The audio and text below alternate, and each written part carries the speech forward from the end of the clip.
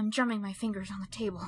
The couple next to me keeps giving me all kinds of glares, but what do they want from me? I'm nervous. I mean, they've been talking about the weather for at least 15 minutes now, so it's not like I'm distracting them from anything important. If anything, I'm doing them a favor, giving them an object of mutual annoyance. That's a lot easier to bond over than, "Well, gee, the weather sure is nice today," repeated over and over and over ad nauseum. They'll owe me a thank you at the wedding. The server comes back and tops off my drink, even though I barely touched it. She gives me a weak smile. I laugh nervously. Still waiting. I got here way too early. This is why I'm always late for things. I'm not good at waiting. I'm not a waiter. Well, I'll be back in a little bit if you need anything, she says before she patters off to another table, and I go back to my nervous drumming. The anticipation really is the worst thing. And that's when I hear her voice behind me. Delicate, refined, every syllable immaculately measured. A voice like a poem. I hope you haven't been waiting long. I turn around. She's standing there. Her makeup, her hair, her dress, all as flawless as her speech. She could be a doll. I can't believe she agreed to be seen with a big pile of garbage like me. Anyways, what I don't say is, "Oh no, I've only been freaking out for the last half hour." Instead, another nervous laugh. Not too long. Besides, you're right on time. I don't even need to look at a clock to confirm that. I'm also glad that the server took away the 2 plates of fried flounder rolls I'd eaten earlier. Don't judge me, a nervous girl gets hungry. And then I don't know what to say. For a minute, I sit there thinking, oh god, I'm going to end up like the weather couple, aren't I? It takes everything in me from saying something insufferable like, lovely weather we're having, but nowhere near as lovely as you. And now it's been awkwardly quiet for way too long. Oh, I'm sorry, you should sit down. I jump up without a second thought and pull out the chair across from me. Myra smiles graciously and sits down before I return to my seat. I sit down and still can't think of anything to say. I'm so sorry for judging you a couple from earlier. Still not sorry for annoying you, though. I'm really glad you agreed to come out with me. I'm sure you're really busy being adored and everything. It means a lot that you'd make time for a wrench jockey like me. I'm sure you've got lots of other girls vying for your attention. Myra purses her lips and looks away for a moment. I use the opportunity to brush some errant bits of fried fish in my shirt before she turns around. You'd be surprised. I don't think I'm very approachable. I laugh a bit and shake my head. But she's not wrong, really. I mean, even I'm intimidated by her, and usually I'm too dumb to be nervous. Myra, though, she reaches across the table and with a warm smile, puts her hand on mine. Not like you. You've always got such a crowd around you, and everyone's always smiling. Maybe you could help me be better at it? Being friendly?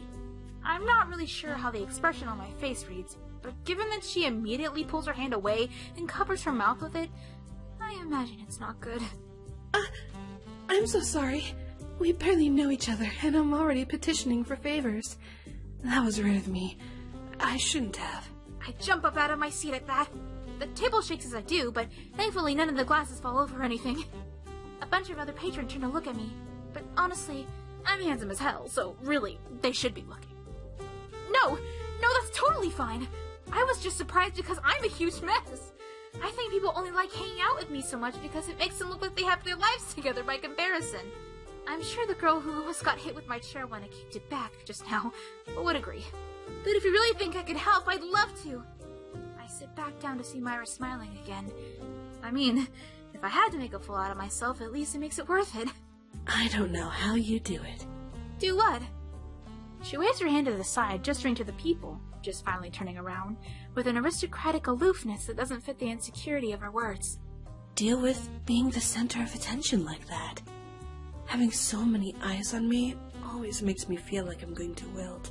Oh, well, who cares what they think, I guess. And I mean, if I've got everyone's eyes on me, then that must mean I'm at least doing something worth watching. Better to be laughed at than boring.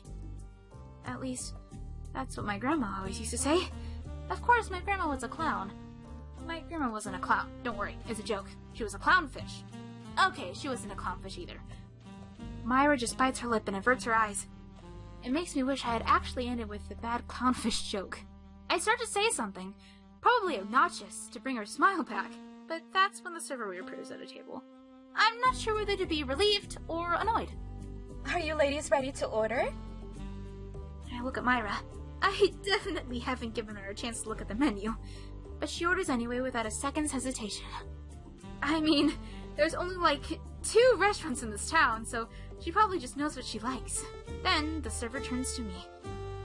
Yeah, can I get, a plate of fried flounder rolls with the spicy squid ink dip? The server narrows her eyes at me, knowingly.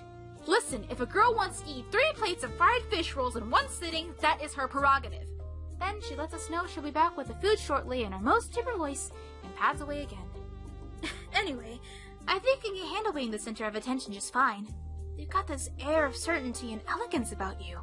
You could probably burp in the middle of a speech and everyone would think it was perfect, safe, or fair. She giggles at that. She seems to get discouraged easily, but it's just as easy for me to bring her back from it, so I don't mind. You're probably right. But I think that says more about them than it does about me.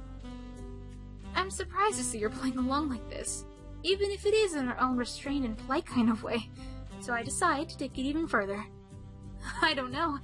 Pretty impressive how you've convinced them to hang on to your every word, really. You don't give yourself enough credit. I think everyone else gives me more than enough of that, regardless of whether it's due. She sings again, but I'm not going to let her this time. Well, I promise to never give you credit for anything ever then. I'll keep it all for myself. Laughs. Real laugh. Not some polite affection, but a genuine one. It's shrill and annoying and not cute at all. And I can't help but find it adorable. She quickly covers her mouth and forces herself to stop, but it's too late.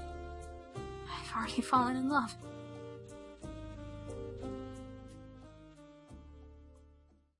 Hey, it's gay shit! It's gay shit for me! Yeah! Love you, Mitt. And that's where... Where? Where's a where?